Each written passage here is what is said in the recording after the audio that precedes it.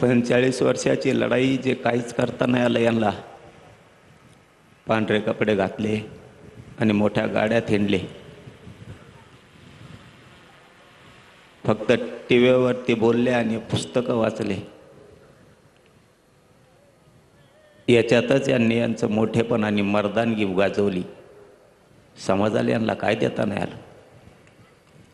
मी आणि माझ्या गरीब मराठ्यांनी एका वर्षात 58 लाख लोकांना आरक्षण दिलं. 3 कोटी मराठा आरक्षणात घातलं. मी आणि माझ्या गरीब मराठ्यांनी पुढच्या वर्षात मराठवाड्याचा हैदराबाद गॅझेटियरचा जार घेतला आणि पश्चिम महाराष्ट्राचं सुद्धा गॅझेटियर घेतलं. 2 वर्षात सगळा मराठा आरक्षणात घातला. आणि जे खरं सांगतो तुम्हाला, पटवून घेत जा, पोरं आपल्याला मोठे करायचे. नाव ठेवणाऱ्याला लेकरं बाळ नाही मोठे करायचे. आपले लेकरं बाळ आपल्याला मोठे करायचे. जे मिळालंय ना ते पण खूप मिळालंय.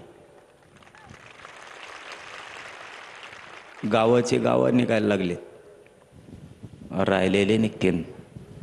समाधानी राजा, ओताळं वागायचं नको. कुणीतरी सांगायचं सगळंच पाहिजे. आपल्याला मग लोक सगळंही मिळून द्यायनात आणि थोडं थोडं पण मिळून द्यायनात.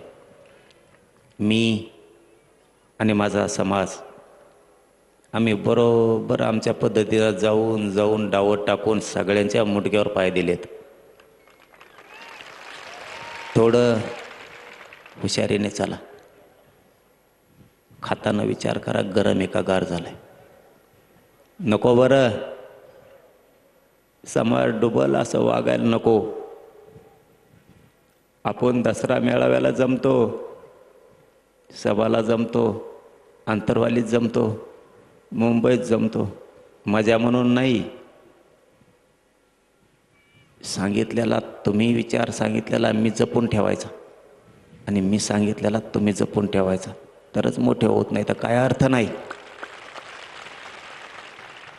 नुसतं आलो, बसला, इकडं तिकडं फिरला, झाडाखाली गेला, पुन्हा सभात येऊन बसला. मराठ्यांनी चतुर हुशार व्हायचं. टंगळ मंगळ बंद करायची. बावचाळ्यावनी वागायचं बंद करायचं. लई समाज पुढं न्यायचा.